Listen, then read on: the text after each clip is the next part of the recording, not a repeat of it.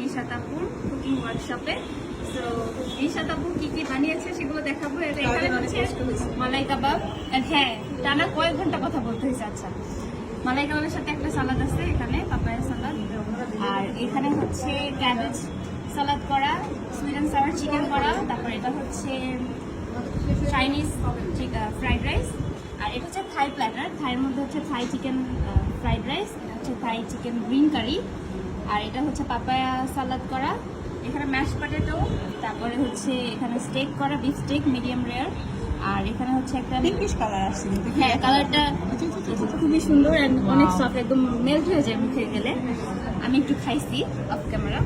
আর এখানে হচ্ছে mushroom and paper sauce করা সাথে, এটার সাথে আর সল্টেড ভেজিটেবল।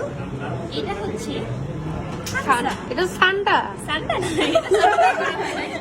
এটা সান্ডা দিয়ে করা না, এটা চিকেন দিয়ে করা হয়েছে। আমাদের এখানে সান্ডা অ্যাভেলেবল ছিল না, তো এই জন্য আমরা করি নাই।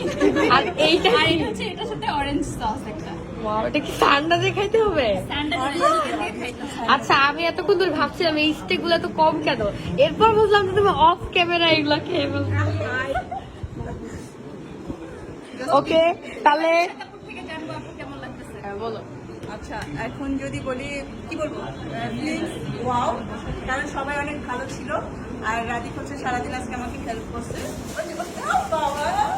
আর তারপর নওশিন আমার সাথে অ্যাড হয়েছে, নওশিন অনেক হেল্প করছে। এখানে নওশিনেরও হাত আছে আমাদের। এই যে আমি ক্যারেট দিচ্ছি, এটা ওর ভালো লাগছে না, ঠিক আছে?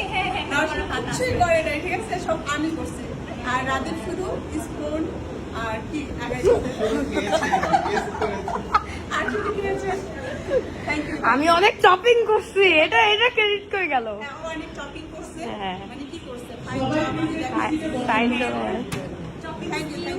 কাটিং অনেক ভালো। তাও তোমাকে